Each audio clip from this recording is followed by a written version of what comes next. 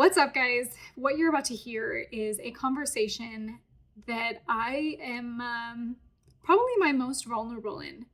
I go very deep in sharing some conversations, some questions that have never been asked before, including like how my work has changed since my cancer diagnosis, what kind of very alternative therapies I did for healing.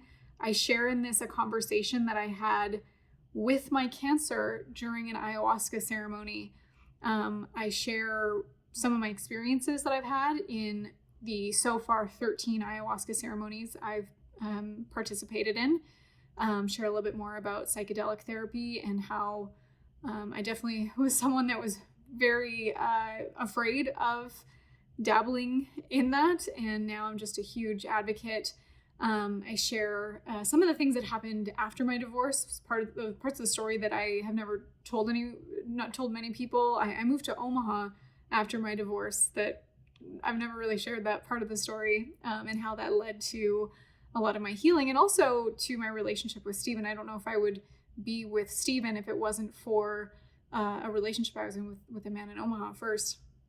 But we share my friend V that you'll meet in this conversation. She is someone that we just kind of on a whim decided to do this podcast or this interview together, because a lot of our conversations behind the scenes are so deep, and she and I are able to open up in a way that I don't think I ever have publicly before.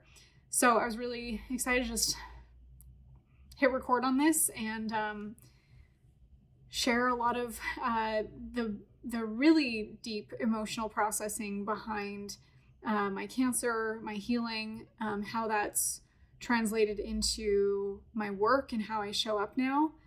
And I'd really love to share more of these conversations and open up a conversation for people who are going through their own healing journey or trauma processing journey.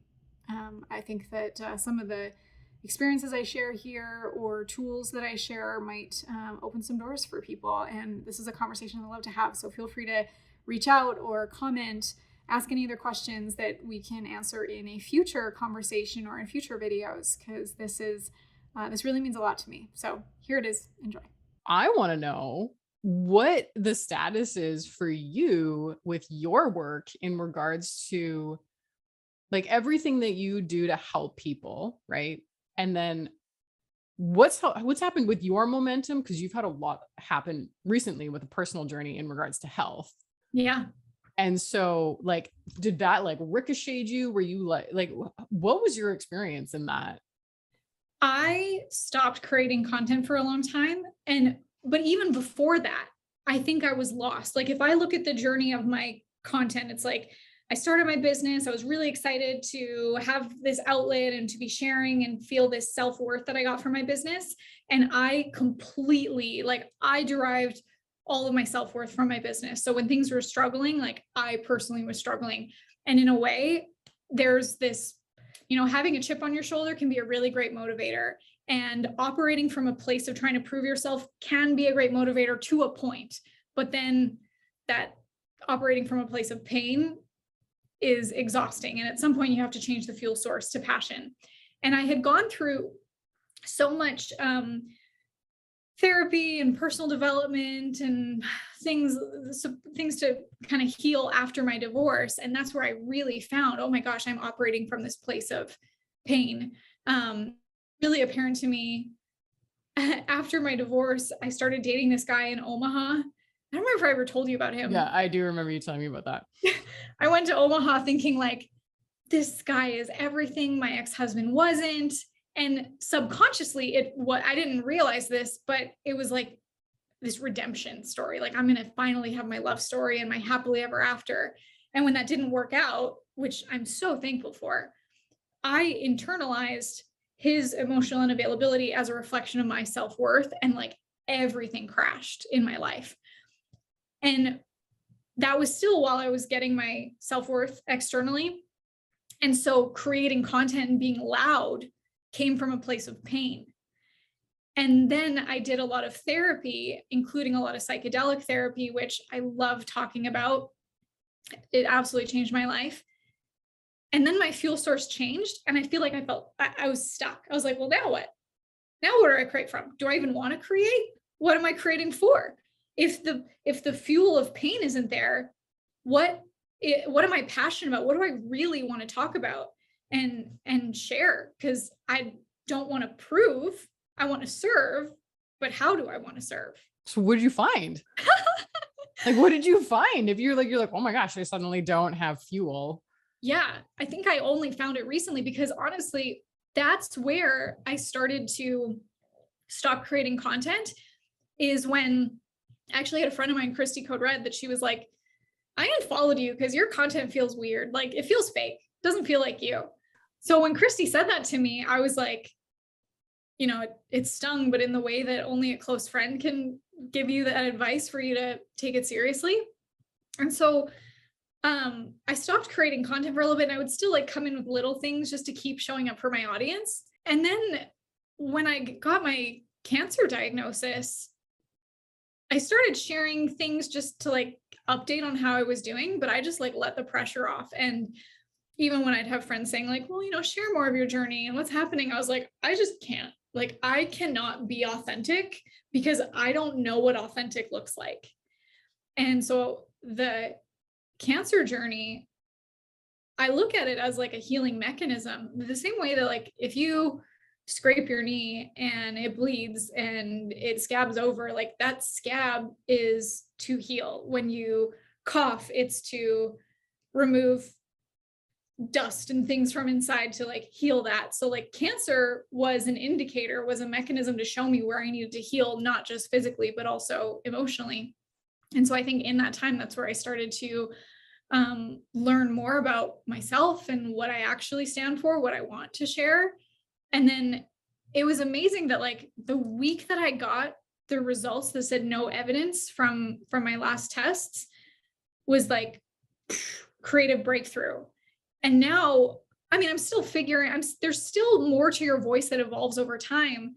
But instead of showing up how I thought my audience wanted to show up, I kind of talk about what I'm interested in. And then the people who are interested in that is what I attract. Like, because of this journey, I love talking about finding creativity and finding creative inspiration and personal development and psychedelic therapy and that inner discovery, and then relating that back to business, because your business will grow as you do. So it's like, it kind of came this full circle, which I think you've had a similar experience, haven't you? My circle has been really interesting because I also went through a cancer journey, and I think you wanted to talk a little bit about that. I did, because you were the one that helped me to accept mine. How? Because when I was first diagnosed, I didn't believe it. It went right over my head. I heard when the doctor told me I needed a hysterectomy, but when she said adenocarcinoma, I was like, and even though I have a health background, I know exactly what that word means. I didn't believe it. And I would need Steven to say it to me. I'd be like, Steven, do I have cancer? Like, can you tell me that? And then when you told me that you had the same kind of cancer, I love you and believe in you and respect you so much. So that when you said you had it, I was like, I have the same thing that she does, obviously different location, different kind, but like, that's how I was like, if I love her and care for her and support her in her journey, and I'm on the same one, I should give myself that same love and care for myself. Whoa. You know, those moments when you don't know how someone's been affected by something that you've said. This is one of those moments for me. Like, I'm so happy that brought, whether it was relaxation or safety or pressure being taken off for you. Like, I'm super stoked about that. For me, it was like a really weird experience, because at that time in like the healing realm, all I did was talk about how, you know, if you think and feel this way, whether you know it or not, whether you're suppressing it or whether it's completely repressed, you have no idea it's there, you're going to manifest certain symptoms or diseases or behaviors or relationships, whatever it may be. And so when that happened, and I knew it was happening 4 months prior, and Ocean, even like, I remember taking a glass out of the cupboard And I was telling her about this pain because in the middle of it, I remember this cardinal, like in the middle of the night, I had gotten out of bed. I'd never experienced this kind of pain before. And I was sitting downstairs in the living room and I was just like crying to myself. And I didn't want to go to the ER because that was at like the height of everything. And like you just like couldn't do that at those times without, hazmat suits and like all sorts of grandiose things that were happening at that time. Right. It was just at the height of it. And so I just remember sitting in my living room being like, something is like very wrong. And the following morning when we were talking about it and I was grabbing this glass out of the cupboard, Ocean looks at me and she's like, you have cancer. Like, I have been saying this, like, from where you came from and the way that you don't like talk about anything, like you probably have cancer. And, fast forward a few months when I went to the doctor and I already knew because the week prior, he's like, I need to biopsy that. Like, it's just like immediate, when you've been in the healing realm long enough, code of what they're talking about. Right. And I had a similar experience when I got back in the car and it was just kind of like, oh, it's no big deal. And I remember her looking at me being like, oh my God, you have cancer. Yeah. And it didn't even hit me until probably a few weeks later when we were in Victoria and we were doing a branding shoot. And I just remember like sobbing on the street, looking at my friend being like, you gotta live your life. You gotta love people. Like, I'm so scared. And it was just like all this like came flooding out a couple weeks later because I don't think I could have processed it in the moment. Cause I'm like, I'm a healer. I shouldn't be experiencing this. Like, oh, if I had felt my emotions or talked about XYZ, this wouldn't be happening to me. It was like months of denial before I could actually be like, okay, I gotta go through this and I gotta experience certain things. And it was like, I think the week before we decided we were going to talk, I had gone through, did I tell you about my huge healing that I went through I don't in know. regards to cancer? No. So I had this mentality and I kept it forever that like, almost like I was ashamed that happened to me, quote unquote. Yeah. I felt it too. How could this happen to me? Am I broken? Am I dirty? Am I wrong? And almost didn't want to tell people about it because of that. Right. And I never wanted to really talk about it. Like, it took me a long time to even tell my family what was going on. And a lot of things happened because we moved right afterwards. And I kind of had this whole, I would say like literal identity shift as well, because it changed my name too. And I remember like having a call with this coach and she just stopped me and was like, you do realize this isn't your fault, right? And I just like stopped. And she said it one more time and I started crying, and she said it one more time and then I started sobbing. Like, this wasn't just a moment, like this was so deep, right? Like, this was an existential feeling that I had.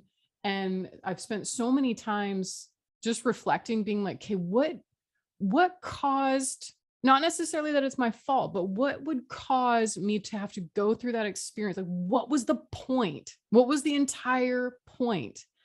And I remember on the call with this coach where I was like, I need you to keep saying it. And so she kept saying, it's not your fault. It's not your fault. Aww. And she was like, what do you need? I'm like, I think I need to hear that from like everybody. Wow. And so I phoned my mom and I was like, Mom, and I was like, Mom, I'm okay. I'm not like dying. I'm crying. I'm having an emotional experience. I need you to tell me it's not my fault. And it was like the first time that I have this real conversation with my mom where she's like, honey, nobody knows why these things happen. Like, you could smoke for 60 years and never get cancer. Right. And you could live like you live and then it happens. And she's like, we don't know why things happen until afterwards. There's like some kind of gift for it. And it was this moment where I was like, maybe I needed to finally know that there wasn't actually anything wrong with me and hear it from my parent, like the person who created me, so that I could finally be released from it. And the wildest thing is that a week after that, and you were like, we should talk about this. That's when I got sick in my lungs. Oh, wow. With COVID. So it's just really interesting, the sequence of events that follow huge healings. I don't know if you've ever experienced that, where you like have a realization and then like this big sickness comes and like It's like to clear it out of you. It's like an ayahuasca when you purge, it's like to release it. It's not always a bad thing. You don't have to look at you being sick as like, oh, I did something wrong or I'm being punished. It's like, maybe this is just what your body needs to release. Totally. Well, totally. And I mean, even it was really interesting because when I said to you yesterday, you're like, what's for dinner? And I was like, not to be pathetic anymore. And I think that, but I think there's this piece that happens when you get sick and you get so low in yourself, but it's almost like it's carving out all of that shit out so you don't have to go there anymore. So it's like, it's almost like it's burning away. Where you said, you know, you become this evolution of yourself. And so in order to have whatever success, like you've got to come up to it to maintain it and then go up, and it keeps stacking. Right. Yeah. And I find that certain types of diseases or illnesses or sick or emotional experiences, like they help accelerate that process, even though it doesn't feel very good during the moment of it anyways. But that's just life. Like you get what you put out, and anything else is a test for your dedication, to test if you know what to do with it when you have it, to test your dedication, even in times of chaos. Okay. What was the biggest misconception for you getting diagnosed with cancer, and what tipped you off as there being an issue to begin with? Okay. I can go so many directions on this because I started thinking about, like, when you said that you knew that you had it before you did, I was like, did I know? Because I was afraid of getting this specific kind of cancer, cervical, because my mom had like a pre-cancer thing, like when I was very, very young. And I just knew that about my mom, like that, you know, my mom had this little thing, not a big deal, pre-cancer, was cleared up and everything. And then because of that, I was always like diligent about going for my, you know, my yearly physical and all those things. And so one time the physical came back like mildly abnormal, and I was like, that was just like my red flag, that I was like, something's happening. I have to be totally healthy to like clear this before it gets worse. And that made me feel, I was like, did I manifest it by having this fear of what this could be? And also because I had gone through so much in my life previously with my divorce, where like, as soon as my divorce or we were separated, he moved out, I changed everything about my house and I became more feminine. I put pictures of beautiful women on the walls. I started wearing pink again. And I remember having this moment of being like, I am a woman. Because in my marriage, unfortunately, I had spent a lot of time in my masculine to provide for myself and for us, and at times protect myself from the person who was supposed to be my provider. So I feel like I'd shut off my feminine. And to then have the cancer in my cervix was like, I deserve this. Like this is my fault. And so when you said that you heard your person say like, it's not your fault, what came to my mind was like, but it is my responsibility. And there was a part of me that when I was first diagnosed, I took it on as a martyr, that I was like, well, I'm going to heal this, and it's going to be this wake-up call for everyone in my life around me, that I will take this burden so that they won't have to, and we'll change our lifestyle, and Stephen will never get cancer because I'm going to make our home and our environment healthy. And then I realized how, I mean, sure, there might be tidbits of truth to that things that I learned from this, I can inspire people, but like the thing I needed to do, square one, was accept it. And it was in the conversation with you. I remember the exact day. The kids were home. I like got on Zoom with you and we talked about it. And I don't remember exactly what was said on the call, but the rest of the day I laid in bed and stared at the ceiling. And it was the first day that I wasn't trying to compensate or change my thoughts to like, well, if I have it, then this, or here's the result that has to happen because of this, or here's why. It was actually just, I was dead to the world that day. I stared at the ceiling and just started to process it and accept it, and decided that because my doctor was very much pushing a hysterectomy, and that's where I started to decide I'm going to take this into my own hands and heal this naturally. And so no surgery. I never had surgery. No. Oh my gosh. How's that feel? I'm like, I can do anything. Because at the beginning, it was like, you have to have this. This is a ticking time bomb. Can you do it next week? And I felt scared. I was living, I didn't know what to think. And, you know, we're kind of raised to trust our doctors, trust the authorities. And of course, like, I'm not saying not to, but you can also trust this, like trust in here. And so for me to, when I had friends that are much more naturopath, and even Chris Wark from the book and the YouTube channel, Chris Beat Cancer, his story, he helps thousands, hundreds of thousands of people heal cancer naturally. And he just said to me, if you're willing to change your lifestyle, you can heal this naturally. And I was like, I can't do that. Like, I didn't know where to start to change my lifestyle. I was like, I'm going to have to be vegan. I'm going to have to, like, I don't know. I didn't know what that meant, but I just thought it was too overwhelming. And I was like, I just have to be a victim and just do what they tell me to do so that I can just survive. And I changed my mindset and then decided to do more than just survive. And I can't unknow what I know now. And I'm grateful for it. I feel like that's such a, you know, sometimes people throw around the word grateful too loosely. I'm so grateful for what happened. I'm thankful that this happened, and I wouldn't trade it, even though I lived for like 6 months in a complete fog.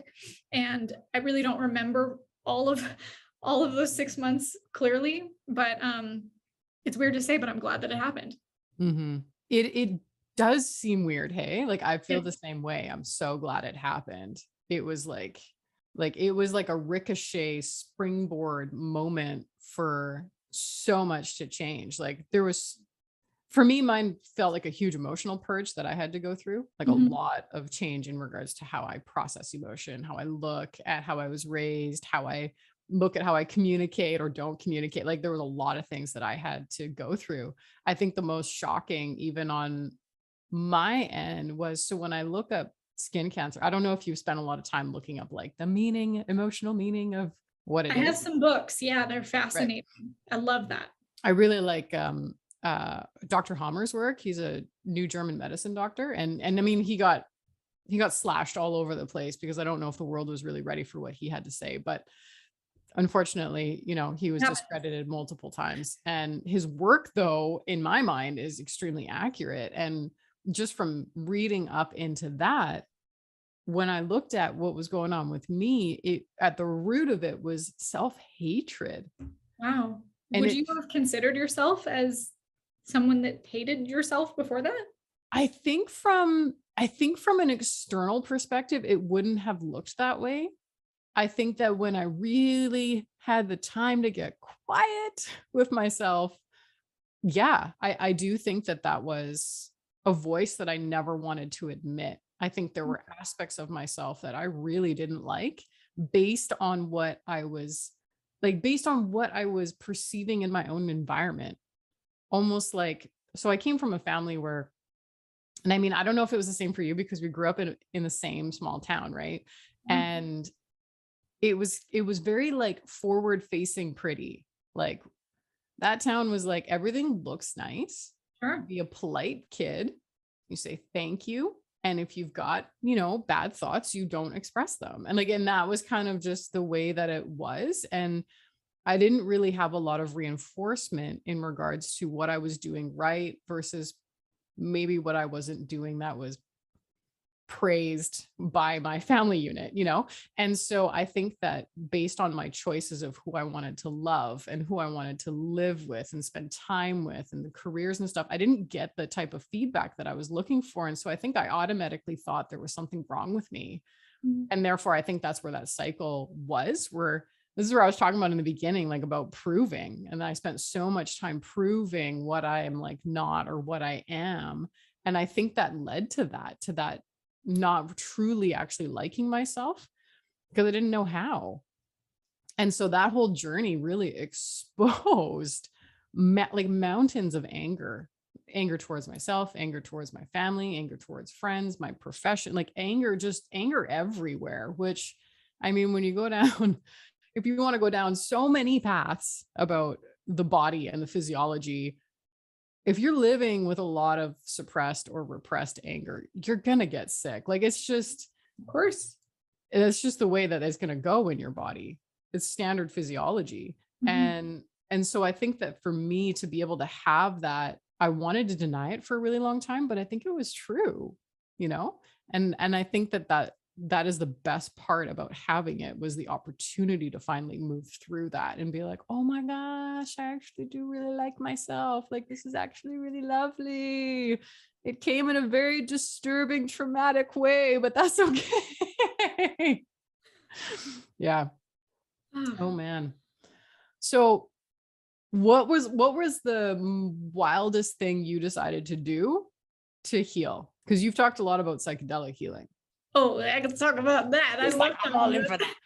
I was like, it did like IV therapy and supplements and tons of blood tests. And like, there were things that, it's funny because some people would make comments like, you're not following your doctor, or you like abandoning medicine. Like, is this responsible? And I'm like, I'm still doing things that are very important, and also like with another doctor who is also highly paid and has big letters next to her name. It's just, I'm not following what this doctor said. It's still important. But I started to, someone said this phrase to me that I just totally latched onto, was, how does a hurricane form? In the perfect conditions. How does cancer form? In the perfect conditions. How does cancer heal? In the perfect conditions. So I started to like reverse engineer, even like, what would I have to do to create cancer? And then I will not do those things. And even though I thought I'm a healthy person, right? I think I'm a healthy person. You know, I eat well, and I think I'm like at a good weight, and I'm fairly active, and I don't smoke. I don't really drink. So like, what else is there? But then there's these huge rabbit holes that open your eyes to, you know, the toxins in our foods and in our environment, even in our deodorants and our toothpaste. So like, I changed all those things, and then did some other kinds of like energetic healing. Since I was about 20 years old was my moment where I feel like there was the before and after Marley. There was the Marley for the first 20 years of her life that was living her life kind of half asleep, just didn't really know. And then I think everyone has that like boom awakening moment where you're like, whoa, there is way more than I ever expected. And that was when my cousin committed suicide, and it was the most tragic time of my life.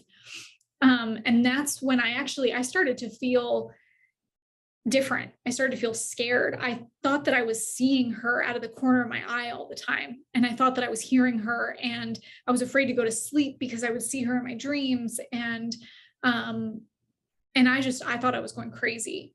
And I found, I don't even remember how I was introduced, but to this like intuitive person. You know what I think it was, is I'd heard about like psychics and mediums that could communicate. And so I wanted to see like, if there's something that's happening, like, can they connect the dots for me?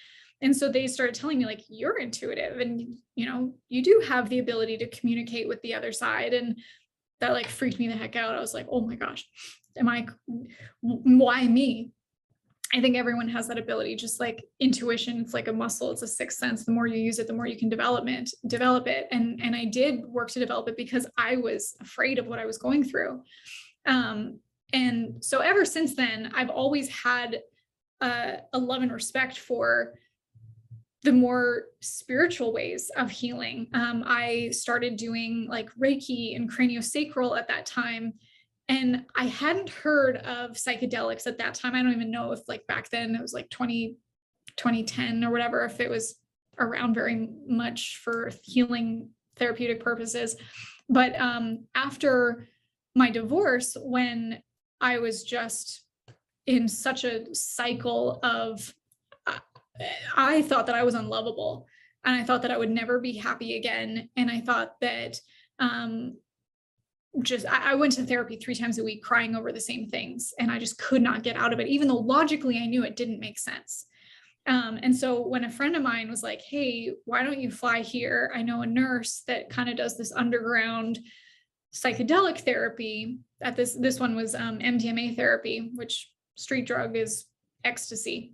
But in a therapeutic setting, what it really does chemically is it like dumps your serotonin. So it's just all love and reduces your amygdala. So like removes the ego, removes fear. So you're able to look at your life and any like traumatic moments from a different perspective. And so I had done MDMA therapy when I was going through my divorce and healing after the first relationship after my divorce, which crashed and burned, which I'm so glad for. And so when I was diagnosed, I was like, well, easily I'm going to go back to that, because I fully believe that anything that manifests physically is from something that started emotionally. So what is it that I'm not seeing? Like, I can't just say like, oh, it's because I did XYZ. There's so many subconscious things that could be happening. So I've since MDMA therapy was the first thing I tried. And since then I've done psilocybin, LSD, ayahuasca, all incredible tools when you use them in the right set and setting. Disclaimer to anyone listening, I'm not telling you to go do this. I would never recommend even like doing it without proper supervision, a nurse, therapeutic setting. So I did ayahuasca. I have an incredible, amazing shaman that I work with. I actually had a call with him yesterday. I still like work with him very closely, even when we're not in ceremony. And I had a conversation with my cancer. And in this conversation, I was thanking it and saying, you know, I appreciate you for showing up in my life and showing me the areas that I need to grow and heal. But I'm choosing to continue to learn more in your absence. So you are dismissed. And it said to me that we're not ready to go because you're not done feeling the emotions from this. Whoa. And so I was like, well, what is it? Let's go. I'm here. Let's feel it. You want me to cry? Okay, I can cry. Let's go. And it's like, no, you're not sad. You're angry. Mm-hmm. And it's okay for you to be angry, but you have to let yourself feel that. And I was like, what do I have to be angry about? I don't know. It's like, everything's fine. It's fine. And I was like deep in the medicine here. So I, just kind of sat with it for a while. And then, I started to feel mad. I was so mad. I was so mad that this could happen. I was mad that, there were situations in my life that maybe shifted my emotions that could have caused this. And I could look at all the people in my life that I could point the finger at and blame, like, you hurt me and you hurt me and you hurt me. And then it kind of turned around to being like, yes, but you are the common denominator. You already chose this and you're just here to remember why. And all these people around you have played the game perfectly for you to come to this healing, for you to have this realization and acceptance. And it felt like it just dissolved. And it was like, got it. See you later. And like floated away. Mm-hmm. I've never shared that story. Thank you for asking it. Thanks for sharing it. I mean,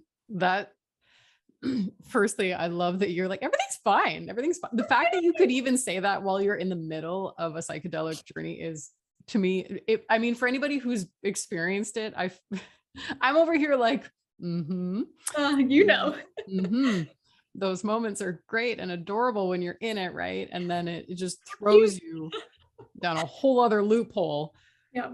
Like the healing is so profound in ways, like you articulated it so beautifully. And I find personally, it can be so difficult to articulate it because the consciousness of where you are with these different types of medicines, there's almost like no language for it because it's happening in such a moment that feels in such a certain way that for me, it feels difficult to articulate. And I think that you did such a beautiful job of doing that because you're right. It does that. It's almost like it takes the one thing that you don't want to look at and it will not let you away from it until you've fully gone through it.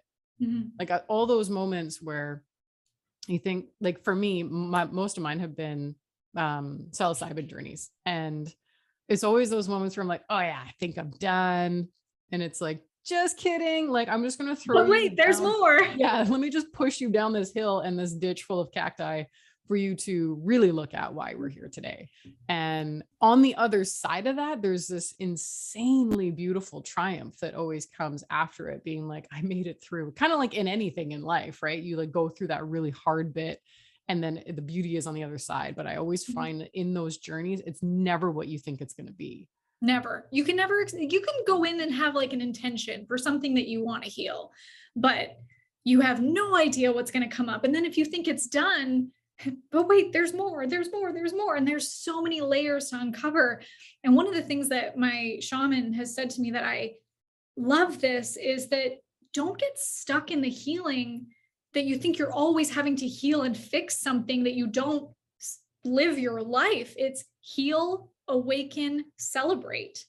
And so sure, I might go into these ceremonies or into any kind of healing mechanism with an intention of what to heal, but then there's also so much wisdom in what is next to away. If you're not stuck in the fixing and the healing, you can also just open up. You know how like trauma is stored in the body. And I don't know if everyone knows that. I certainly didn't know that. And there's different kind of therapies that can release it. Dimitri actually was at our house a couple of weeks ago, and he did this crazy thing. We're on a massage table, and all he was doing was pressing into different organs in our body, in the body. He did it for me and Steven, so that's what I'm saying are. And it was the craziest thing. He like pressed to, I don't know, different areas of my body, and I was sobbing and hysterical. And it's not like I was sobbing about anything specific, but like sometimes I would get flashes of something, but it was this incredible release that I can't even describe. There's it is almost like never fail to surprise me when I have clients. Like I'll just think of one recently, and she's a somatic counselor. So this is like stuff that she does all the time. Mm-hmm. And I was like, let's just trade, whatever. This would be great. And my acupuncture is so different, right? Because I work a lot with emotions. And so I feel like I kind of like do that kind of curveball where people are like just laying there, and then all of a sudden they're crying uncontrollably, and they're like, why? Yeah. And I remember saying to her, because I was like, what's going on with this fatigue you have? She's like, I don't know. They like called it, they said it's a mystery illness. And I was like, no. And I was like, have you ever looked at your anger? She's like, but I'm not angry. I'm like, you're not angry? Ever? And right. And so I had her on the table, and I just hit my tuning fork and I put it right on her heart, like right over the sternum. Mm-hmm. And I said, say this out loud. This is anger. And it was like, before the words even could get fully out of her mouth, she was just uncontrollable. Like she's like, what is happening? And I was like, that's anger. You're so angry. You just need to acknowledge it. And like, after just a few minutes, she just took this big breath, like, how did I not know that was in there? Wow. And I'm like, we walk around all the time suppressing things, like obviously out of need to, like we can't constantly be having tantrums every 30 seconds. Like society would deem us, if at our adult level, they'd be like, you're crazy. And so like there's moments where we like lock things down and put them away and either deal with them later, or we deal with them 20 years later if we have it. And I think that normalizing that there's nothing wrong, like this is actually an innate beautiful capacity that we have as humans. We just didn't know that we had to look at it later. It's kind of like when you put food in the fridge and you're like, oh, I'll eat that like within the next 2 days, and you forget because it's like behind the pickles at the very back, and then you find it 4 months later and you're like, fuck, that doesn't look very good. It's like we go through the same process emotionally if we're not doing the work to look at it, right? It gets like gnarly and gross. And then, we end up on a podcast talking about cancer and how we didn't look at our anger. Didn't know it was there. We didn't know the baggage was so heavy until we put it down and was like, whew, that feels better. Totally. Absolutely. So would you say that's the most profound, like psychedelic journey you've had? Everyone. I had a friend ask me, because this last one that I just did was 13 ceremonies, my 13th ayahuasca ceremony. Whoa. Yeah. Get you a cake. Give me a cake. Big cake in the shape of a plant. I love it.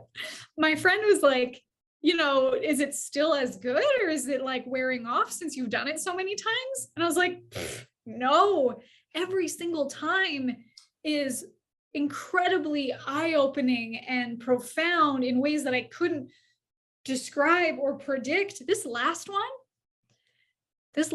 I watched Steven die. You mentioned this. Yeah. I wish I have my notes. What do you think that means? Like, is it the death of the relationship as you know him? Is it like, did he go through a transformation and you got to see it? You're about to read me your notes. I'm so excited. It was really for me to experience the level of grief of losing a loved one, of losing a partner. I've experienced grief in, relationships that end or family deaths, but losing someone that is your soulmate, if you believe in soulmates, I don't know what I think about that, but I just believe that Steven and I are so meant to be together. And I've never loved someone or respected someone the way that I love and respect Steven. And I like him and love him, which I didn't learn until all of the healing that I did since my divorce, that like, that's important. Those are two different things. Like friend and lover. Yes. Oh my gosh. So yeah, anyways, yeah, you go. I actually just opened up the exact right page. I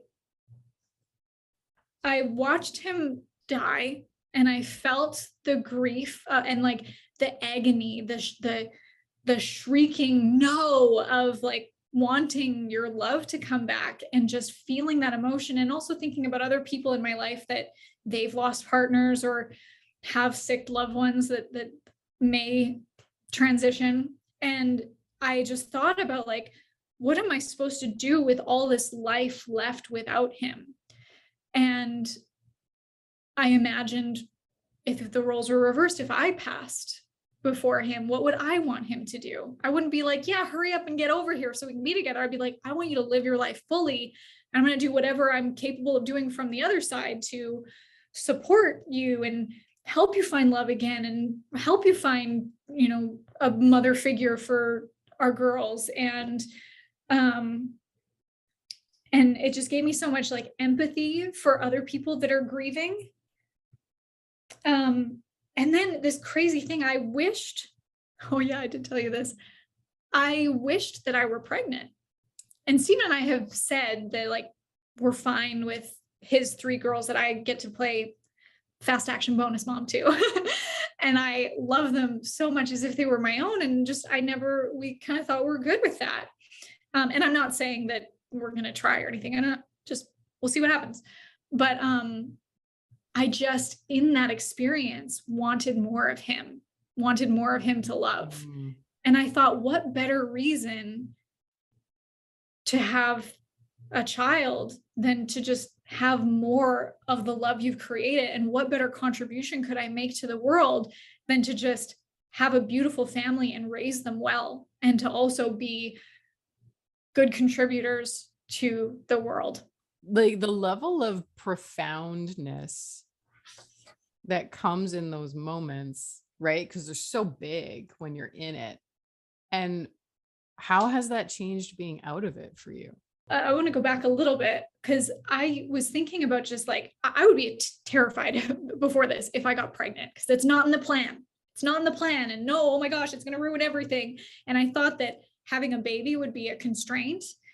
But then with this context was like, oh my gosh, this birth is beautiful. And it would mean more of Steven to love, more of us to create for the world. And the pain of childbirth or the sacrifice of the female body to create that is beautiful. And another very strong message that I got in ayahuasca is that sex is creation. I never knew that before. And before Steven, this might be TMI, but I would have thought that it was just this mechanical act and it didn't actually, it's supposed to feel good and whatever, but it is beautiful. It is obviously creating for a life. if that's what you choose to do with it. But it's also this energy that you probably speak to this way more than I can, because this is just what I've learned from ayahuasca, and I haven't researched it or looked into it any deeper than this. But like, think of the energy or the vibration that you come into when you are feeling this love and euphoria. And if you can align your desires, your things that you want to create in your life in that energy, doesn't it just feel like completely unstoppable? Well, totally. I mean, if you break that down, that's really beautiful, by the way. Like that you found that. Isn't it fun when you go from such a, like, that's like a paradigm shift to go from thinking that this is all that it's for. And then now you meet someone, you have this experience with ayahuasca, and it's like a completely different perspective about what you can have and experience. Like, I feel like that's what life is all about, is having these moments of like, aha, oh my gosh, I never looked at it like that before. But if you break that down to like Eileen McCusick, I love her work. I don't know if you've heard of her before. She talks about biofield tuning, and I love tuning forks. Like, to me, sound healing and vibrational medicine is so cool. And I remember when I first started reading her work about the body's energy and the frequencies that surround it. And it was so cool. And I'll come like full circle about the whole sex thing, because it was so cool to me to figure out what was really happening. Because you know how you had the healer that was like, you're intuitive, like you can sense between worlds, essentially. I remember when I was in practice, when I was still working in Edmonton, and I worked on a second floor, and I knew when my clients were a block away, whether they were in their car or they were walking from their car down the sidewalk before they even got to the building. Wow. And I would always keep this to myself. And I remember I was having a snack with Ocean one day. She was in the neighborhood. She just popped in, and I was like, okay, well, you got to go because my client's here. And she's like, what do you mean your client's here? I'm like, they just walked in the front door. They're going to be walking up the staircase and be here within like 15 seconds. And she was like, how do you do that? And I'm like, I can just feel when somebody enters my energetic like space. Yeah. And Eileen McCusick talks about this, about the frequency of you. And basically, like, we joke about it and we're like, don't come in my bubble. But it's real. Like, you literally have a bubble of frequency around you that goes in and out and comes back to your heart. And so this is why it's so important, and why people talk about, like, you got to listen to your heart. You got to do things from the heart. You got to speak from the heart, because the heart is like the purest point of clarity. And so in those moments when you are having this like beautiful intimacy with another soul, if you can drop your barriers and allow the vulnerability of your heart to be experienced, the frequency that can be matched and like rippled out everywhere is literally unstoppable. And everything just starts getting sucked into that. And it's like the most cheesiest way of saying like manifestation. But when you're in that vibration, everything comes to you like the biggest vacuum magnet, because it just keeps flowing that to match that frequency and that vibration, so that you can keep going higher and higher and higher and attract more and more and more and more and more. And so I'm so happy that you came to that space, because, oh my God, first things first, it is so fun. Like, so much fun, right? Yeah. To be in that energy and to be really comfortable in that energy too, because not everybody's comfortable with sexuality. No, which is so unfortunate. And I was that. It was, for me, before, it was a mechanical act that was, I don't want to offend anyone by saying this, but it's like, it wasn't for me. It was so that we could be nice to each other if he had his needs met. Yeah. It's like, firstly, I'm sorry to hear that. It's common. I didn't know better, Right? Yeah. I don't know if we're fully taught all as kids, when something doesn't feel good, to honor it. Do you know what I mean? Like, that energy literally is our first sense of boundary. And that when it's been crossed and we're like, like we first start crossing that as kids, where it's like, make sure you hug grandma goodbye. And it's like, did anybody ever ask the kid if they actually want to hug grandma?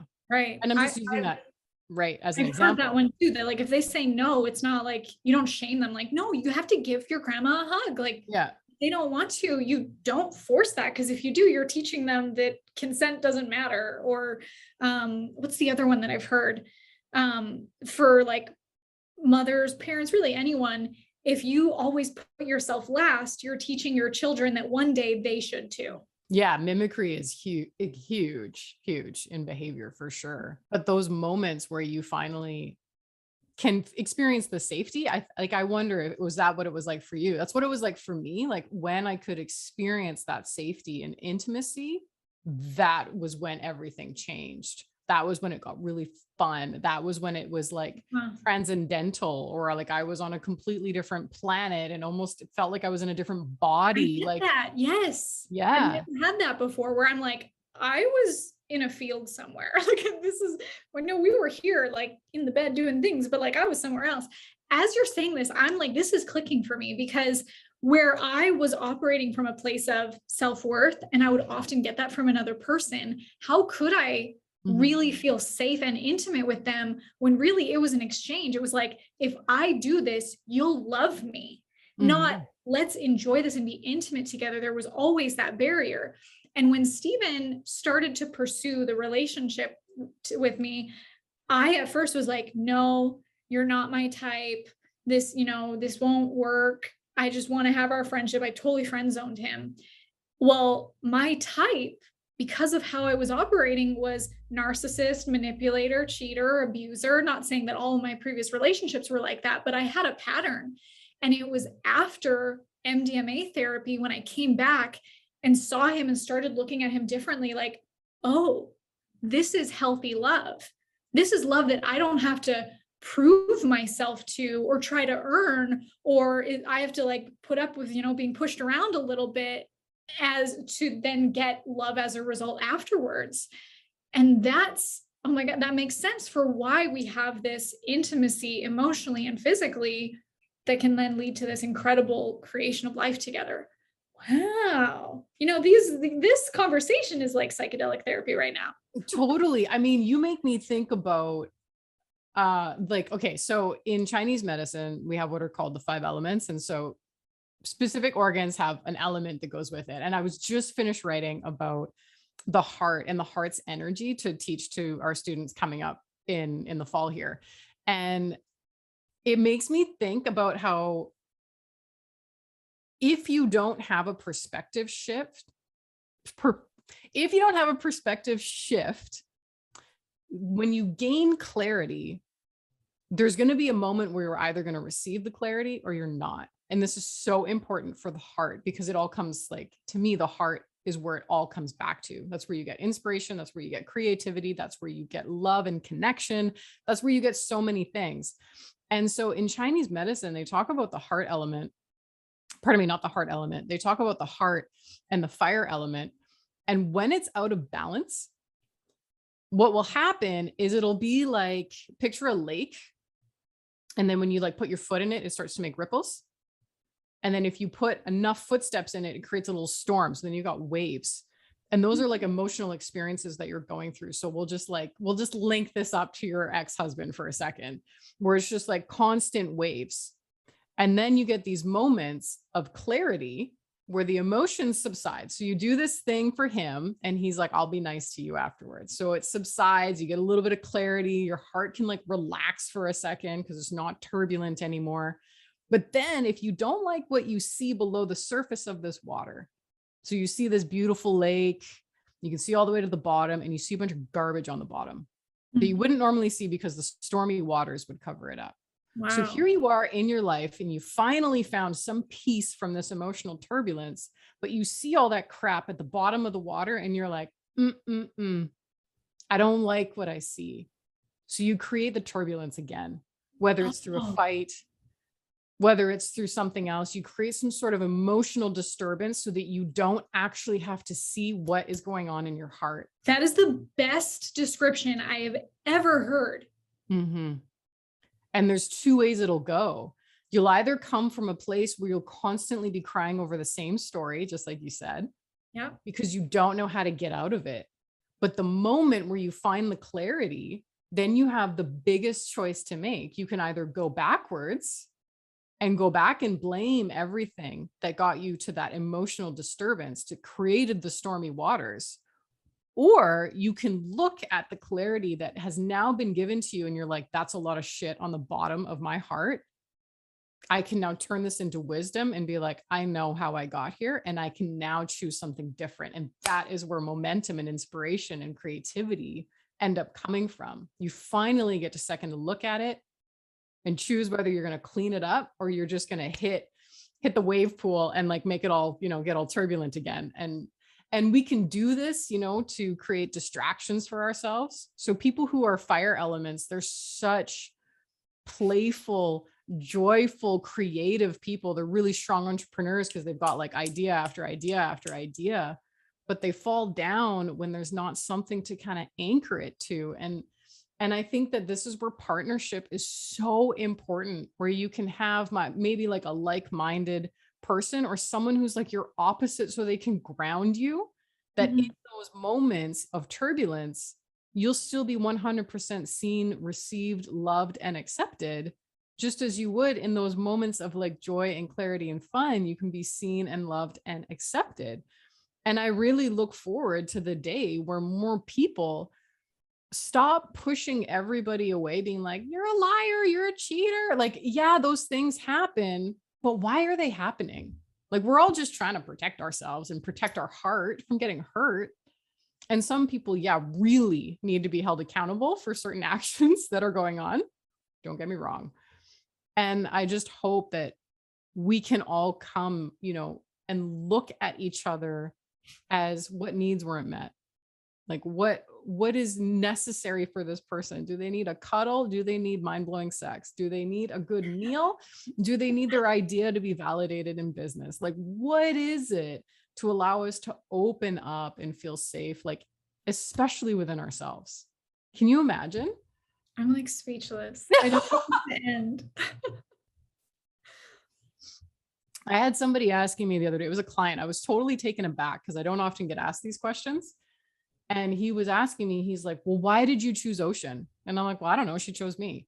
And he's like, yeah, but why? How did you know?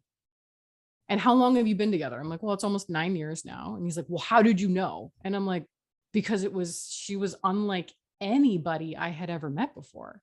She was difficult. She was exciting. She was challenging. She was invigorating. She was intoxicating. She was all these things I had never experienced before.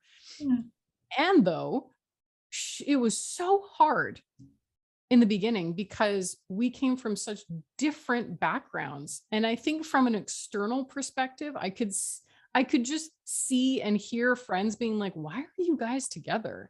But nobody like really knows what's going on in your heart, right? Unless you articulate it. And I think the most beautiful thing that I could have done for her was to hold her like a baby and feed her like she needed to be so nourished, and to laugh with her and to go and play weird games. Like, I don't know, like ladder golf is a weird game to me. Like these weird things that we can do to just make somebody feel at home, like they've never felt at home within themselves before. And I think that that can be just the most beautiful partnerships that can really change.